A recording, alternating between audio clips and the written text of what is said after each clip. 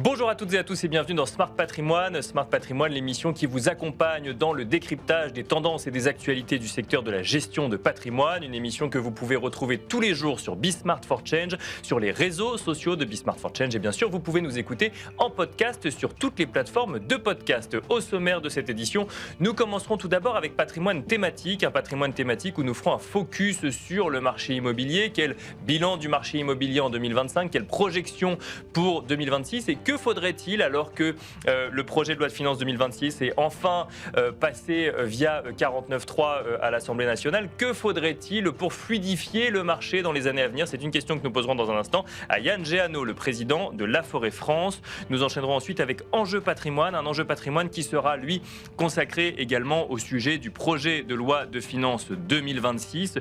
Que faut-il retenir du texte en l'état actuel en matière de gestion de patrimoine? C'est une question que nous poserons à Benoît Berchébru, le directeur de l'ingénierie patrimoniale chez Astoria. Et puis enfin, dernière partie de l'émission, nous recevrons Cédric Guaran, le directeur général d'Uzès Gestion, avec qui nous ferons un point sur la gestion de trésorerie et comment l'utiliser comme levier de performance. On se retrouve tout de suite sur le plateau de Smart Patrimoine.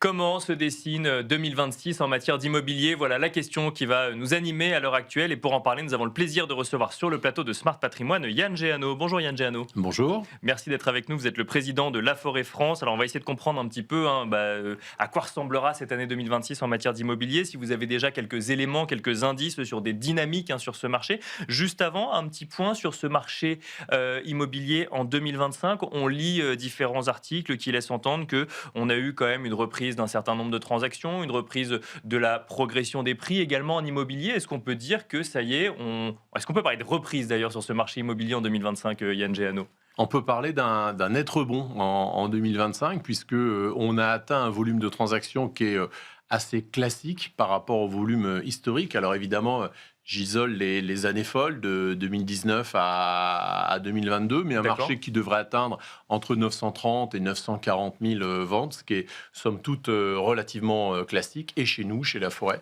une progression des volumes de vente de 16%. Donc en effet, on voit le redressement qui s'était déjà engagé sur le deuxième semestre de l'année 2024. On isole 2019-2022 parce que c'était des années exceptionnelles, mais on revient finalement sur des tendances similaires à ce qu'on connaissait avant 2019, si je comprends bien. Oui, et à peu près sur tous les plans, puisque on emprunte entre 3 et 4%, enfin plutôt plus proche de 3 aujourd'hui, mais c'est quelque chose de tout à fait normal. On retrouve la hiérarchie des prix également entre les grandes métropoles, les zones périphériques, les territoires ruraux, à Paris ou dans les capitales, les métropoles avec arrondissement. On trouve aussi une hiérarchie des prix qui s'installe de nouveau, donc une normalisation qui fait beaucoup de bien. Ça veut dire qu'on a vu les vendeurs revenir, les acheteurs aussi, tous les acheteurs revenir sur le marché immobilier aujourd'hui? Les deux, les acquéreurs beaucoup en effet, ils ont desserré le frein à main, plus 18% d'acquéreurs dans nos bases de données sur l'année 2025 par rapport à l'année précédente. Des acquéreurs qui ont compris que la baisse des prix finalement et la baisse des taux étaient derrière eux et que le projet immobilier, il fallait y aller maintenant. La fenêtre était optimiste. Et puis des vendeurs également qui ont fini un peu grâce à nous, en tout cas j'ai la faiblesse de le penser, qui ont fini par comprendre qu'il faut être deux pour danser le tango et que pour être un vendeur, il faut un acquéreur, qu'ils ont aujourd'hui des acquéreurs qui sont finançables, qui sont motivés. Donc si on a vraiment un projet de vente, c'est le moment d'y aller. Plus 10% de biens mis à la vente également sur l'année 2025. Donc cette tendance sur 2025 qui devrait continuer sur 2026. 2026, année municipale également en France. Est-ce que ça change quelque chose? Est-ce que c'est de nature à donner une dynamique différente sur le marché de l'immobilier, Yann Géano? Alors les élections sont toujours, les années d'élections sont toujours particulières. Ensuite, les élections municipales, c'est quand même du local avec des maires ou des opposants qui connaissent parfaitement le tissu local, parfaitement les contraintes, notamment d'immobilier et de logement, c'est celle qui nous concerne. Donc, à part quelques effets d'annonce de ça, de là, avec peut-être de l'encadrement des loyers qui sera mis en avant, ce ne sera certainement pas une période qui va perturber le marché immobilier. Et puis, on est également dans une phase de campagne présidentielle cette fois-ci, oui. Même si c'est plus loin. Et la bonne nouvelle, c'est que les Français ont compartimenté d'un côté les annonces politiques, la politique interne, et de l'autre côté le coût d'un crédit, le prix de l'immobilier, le coût de l'essence, le prix pour remplir son réfrigérateur également. Donc les Français ne semblent pas être plus perturbé que ça par les annonces politiques. Quand vous dites on compartimenté, c'est il y a moins d'impact quelque part des annonces politiques sur des décisions d'achat ou d'investissement, c'est ce qu'il faut Oui, oui, comprendre? oui, Ouais. traditionnellement, une année en tout cas d'élection présidentielle ou de préélectorale était plutôt sclérosante pour le marché, mais ce n'est pas le cas. Et c'est parce que les premiers jours et les premières semaines du mois de janvier nous disent. Quelle projection sur 2026 justement? Est-ce qu'on continue selon vous dans cette tendance de 2025? Est-ce qu'il y a quand même des petits points d'alerte sur ce marché? Comment est-ce que vous allez piloter ou suivre ces chiffres en 2026? Il n'y a aucune raison pour que le marché ne poursuive pas son redressement, donc une progression des volumes de vente de 2 à 4 au niveau national, certainement à la fin de l'année 2026. Des prix, vous l'avez souligné, qui ont également repris à la hausse en 2025, plus D'accord. 1,8 au niveau national chez nous. Ce qui est plutôt une bonne nouvelle, ça. Ce qui est une bonne nouvelle, en tout cas, ça veut dire que Ça sous montre la que c'est dynamique. pression Oui. des acquéreurs, en effet, les prix sont de nouveau orientés à la hausse, puisqu'on a un déséquilibre très marqué en France entre la demande et l'offre Bien sûr. de logement. Mais justement, notre travail en 2026, ça va être de faire attention à cette progression des prix, de la maîtriser, de faire en sorte que les vendeurs ne soient pas amnésiques et de limiter cette hausse des prix au niveau de l'inflation, si cela est possible, évidemment.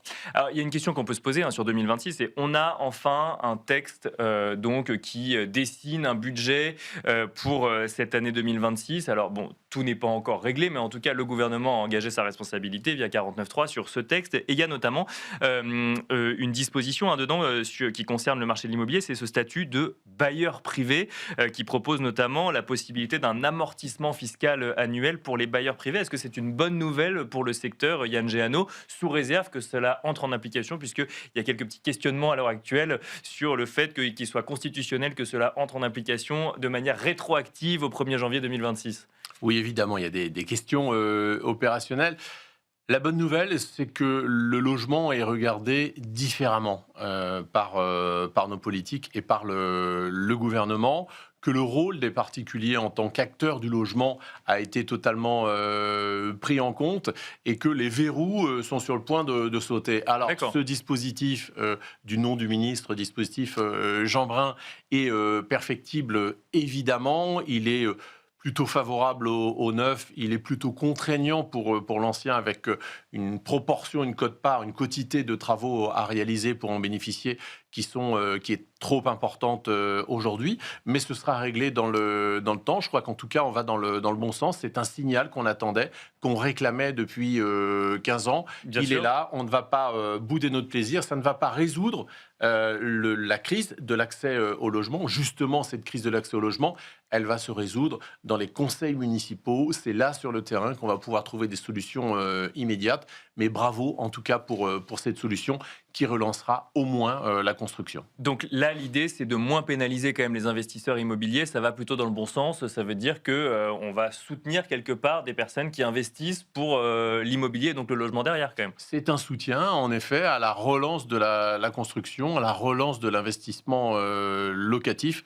Donc, ça faisait longtemps qu'on n'avait pas eu de dispositif aussi encourageant, et mes confrères promoteurs sont très ravis de cette situation, et nous aussi, parce que la construction viendra alimenter un peu plus tard le marché qu'on appelle de l'immobilier ancien ou de l'immobilier existant. Au-delà de ce statut, qu'est-ce qu'il faudrait, selon vous, pour venir fluidifier ce marché de l'immobilier en 2026 ou même dans les années à venir?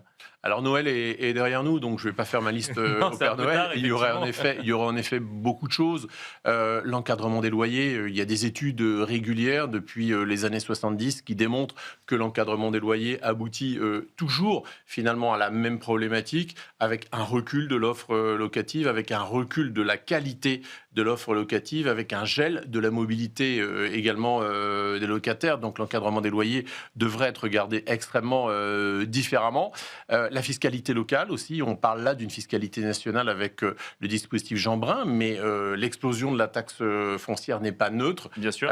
Pour un investisseur. Le prêt à taux zéro qui pourrait permettre aux jeunes ménages de devenir, ménages ou pas d'ailleurs, aux jeunes actifs de devenir propriétaires pour la première fois, mais qui est conditionné aux marchés les plus tendus, qui est conditionné également à des travaux, à une quantité importante de travaux. Le prêt à taux zéro qui pourrait être totalement dézoné avec des travaux certainement ciblés dans le cadre de l'amélioration énergétique des logements. Et puis, on pourrait aussi envisager, là, au niveau municipal, au niveau communal, la transformation de bureaux en logements. Les maires ont la possibilité de revoir les règles d'urbanisme, de modifier le plan local d'urbanisme pour faire en sorte que des immeubles entiers de bureaux qui sont vides depuis des années soient transformés en logements et permettent de redynamiser et de redonner de l'attrait au territoire. Donc des solutions, il y en a beaucoup, elles sont sur la table depuis longtemps. Il manque un peu de volonté parfois politique pour les réaliser, mais en tout cas les solutions sont là, si je comprends bien.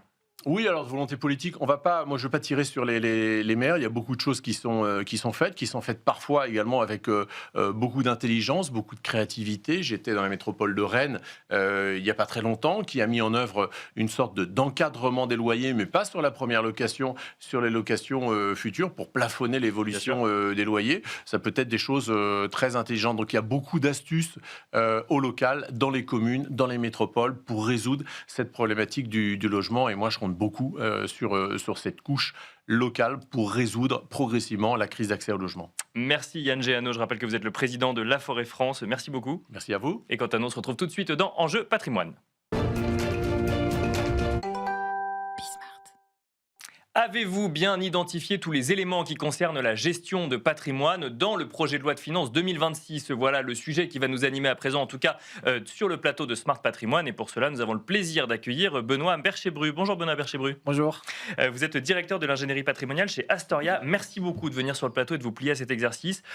Ça fait plusieurs semaines, plusieurs mois qu'on essaye de comprendre ce qui va finalement avoir dans ce projet de loi de finances. Beaucoup ont éprouvé une certaine lassitude à suivre les différentes discussions. On a aujourd'hui un texte sur lequel le gouvernement a engagé sa responsabilité. Il faut le lire maintenant, il faut essayer de comprendre ce qui concerne les sujets épargne, investissement et plus globalement le sujet gestion de patrimoine. Vous vous êtes plié à l'exercice et vous avez identifié les points à avoir en tête quand même sur ce texte en matière de gestion de patrimoine. Parce qu'on a l'impression qu'il n'y a pas grand-chose qui change par rapport aux années précédentes, mais il y a quand même certains points à avoir en tête pour s'assurer d'avoir les bonnes stratégies patrimoniales. Et on peut commencer tout simplement avec la CDHR qui devait être exceptionnelle et qui est reconduite pour la deuxième année, Benoît Berchebru. Exactement. Donc la CDHR, finalement, c'était un texte qui devait être fait uniquement pour 2025. Et donc avec tout ce qui s'est passé à l'Assemblée nationale, Sénat, est-ce qu'on l'a reconduit, est-ce qu'on vient taxer uniquement les personnes qui dépassent certains seuils, etc. Et ben, le gouvernement se met enfin d'accord avec lui-même en passant en 49.3 et en disant c'était temporaire, et comme beaucoup de choses en France, ce qui est temporaire devient définitif. Et finalement aujourd'hui cette nouvelle règle en disant la CDHR elle sera toujours mise en place jusqu'au moment où on repasse sous les 3% de dette du PIB. Et là ça va être un petit peu compliqué au regard de la dette actuelle. Donc CDHR qui reste effectivement dans le texte. Un mot de l'IFI, l'impôt sur la fortune immobilière. Alors il y a vu des discussions autour d'un retour de l'ISF. Est-ce qu'on fait un IFI élargi ou autre ? On en est où sur l'IFI dans le texte actuel, Benoît Berchebru ? C'est peut-être la seule chose sur laquelle on a eu une bonne mesure, c'est que finalement on se dit tiens on va les taxer. On parlait de la taxation des fonds euros, des contrats de capi, bien sûr, cette fortune improductive. Exactement. Oui. Qu'est-ce qui est improductif ? Est-ce que la location meublée est productive et la location nue est improductive ? C'est vrai que finalement ces amendements ils allaient dans tous les sens et il n'y avait pas de cohérence. Et par chance finalement cet élément-là, en tout cas sur cet aspect-là, n'a pas été retenu et finalement c'est une bonne chose.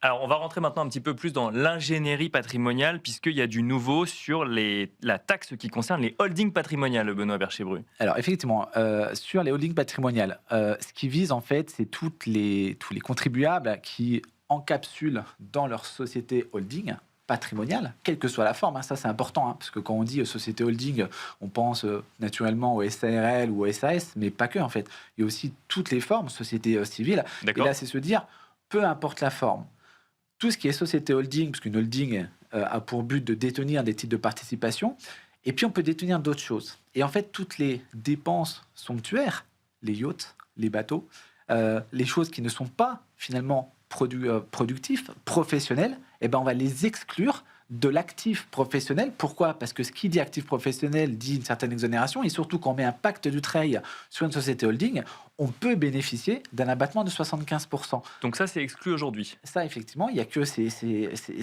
les choses qui sont très, finalement, avec beaucoup de valeur et qui ne sont pas professionnelles. Je suis désolé, mais un bateau, est-ce que c'est professionnel ? Non. Les pierres précieuses, est-ce que c'est professionnel ? Non, ça ne participe pas à l'activité. Pour bien comprendre, parce que en fait, le sujet yacht, bateau, en fait, ça a été notamment mis en avant par ceux qui étaient opposés à ces holdings patrimoniales et qui voulaient les taxer plus.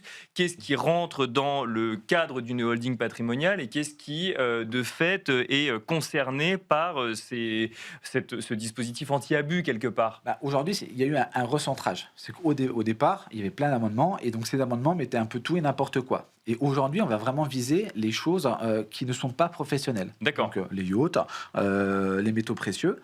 La voiture.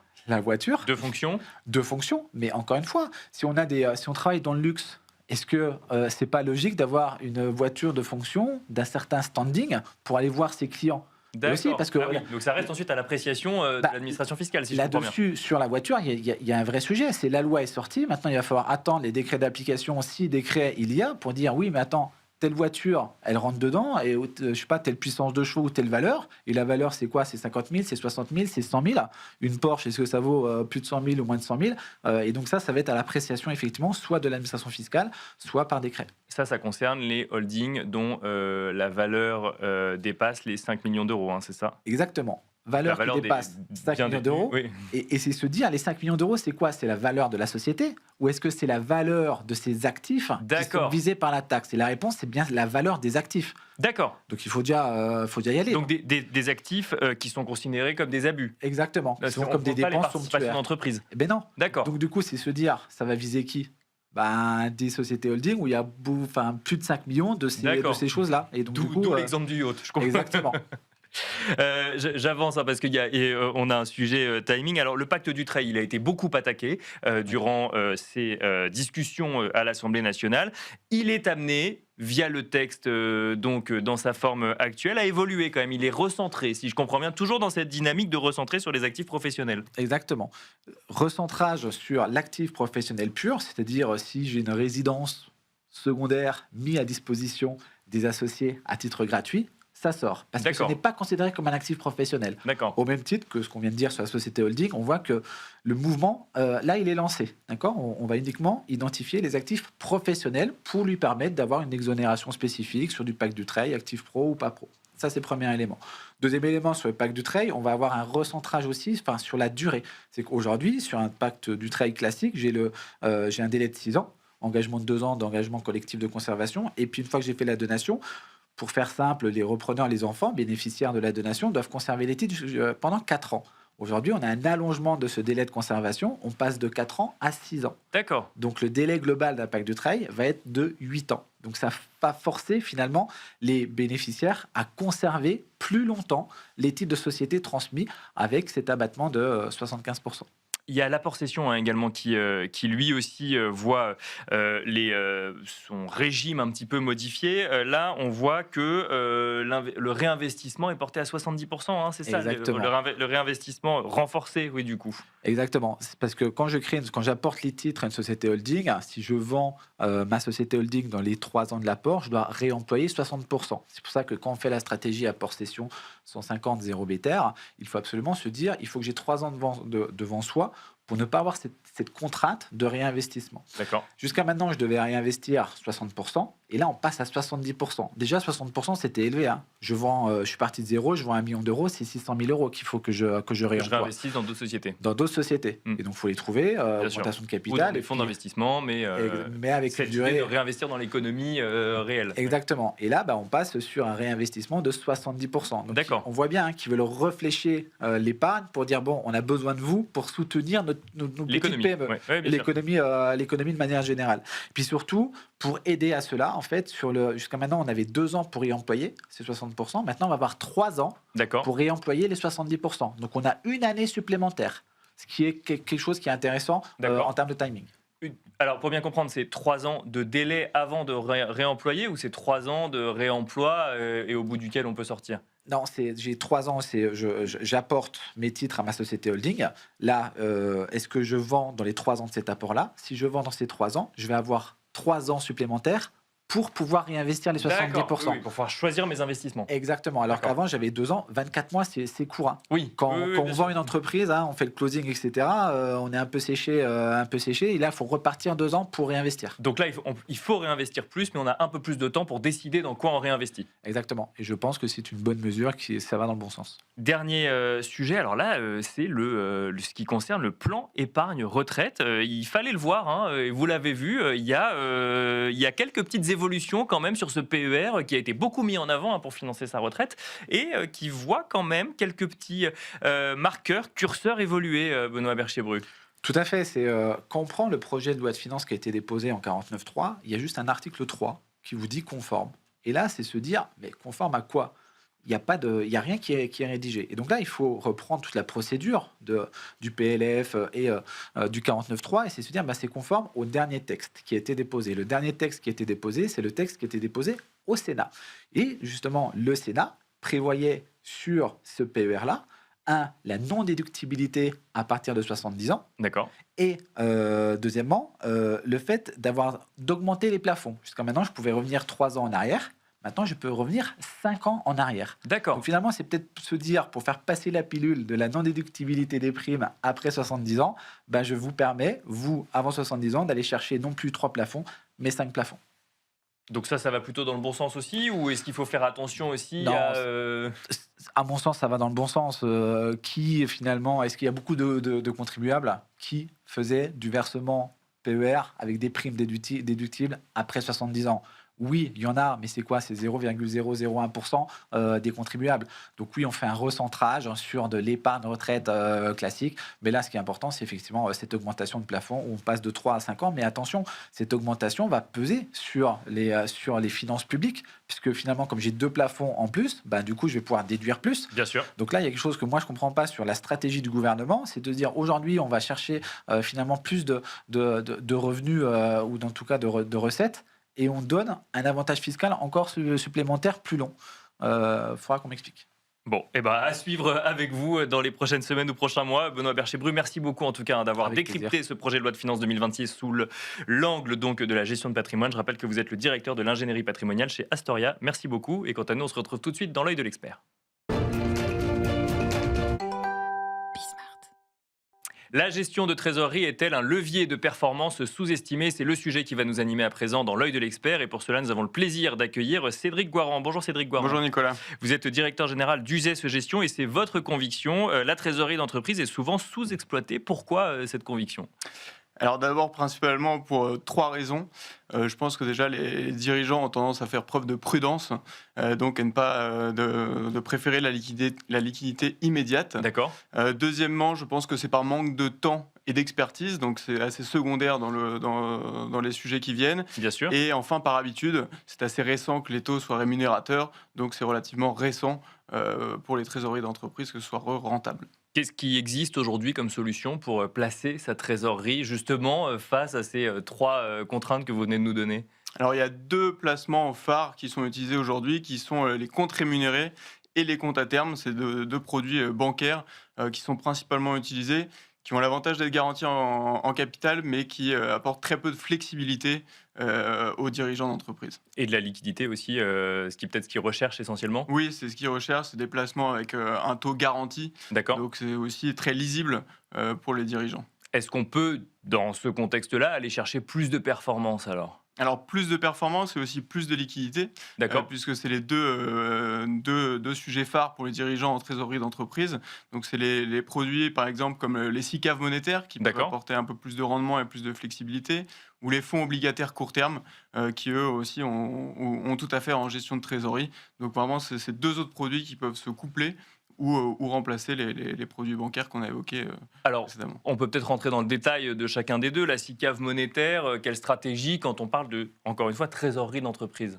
Alors la SICAV monétaire, à l'intérieur, en fait, on va avoir des bons de trésor, des billets de trésorerie, des bons du trésor, des obligations d'État.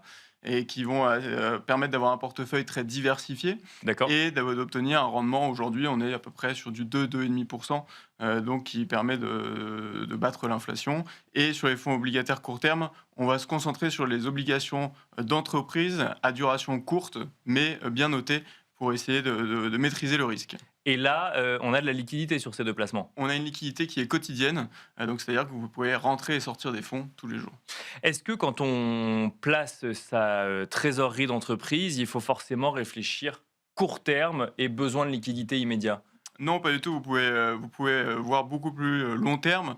Il y a des trésoreries d'entreprise qui ont 5-8 ans devant eux. Donc, dans D'accord. ces cas-là, le champ des possibles s'ouvre et vous pouvez investir sur des produits structurés à capital garanti, des produits D'accord. structurés à capital protégé.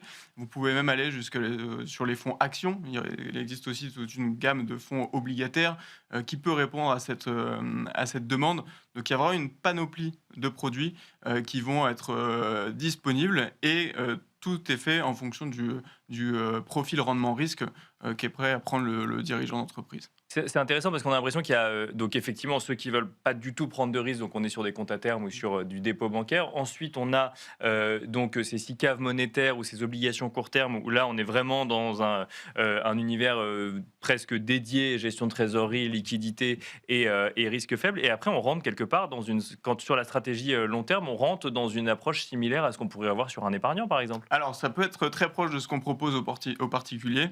Ce qu'il faut bien identifier, c'est les besoins de trésorerie immédiats que l'entreprise va avoir. D'accord. C'est un peu au même titre aussi que les particuliers. Il y a des similitudes, mais avec une disponibilité très forte qui est souvent demandée par l'entreprise. Donc c'est pour ça qu'on a l'habitude de séparer les poches pour être sûr qu'on réponde aux demandes des clients. Il y a des proportions qui existent, qui marchent un petit peu de manière régulière, ou ça dépend vraiment de l'activité de l'entreprise et des besoins en trésorerie de l'entreprise? Alors ça dépend vraiment de chaque entreprise.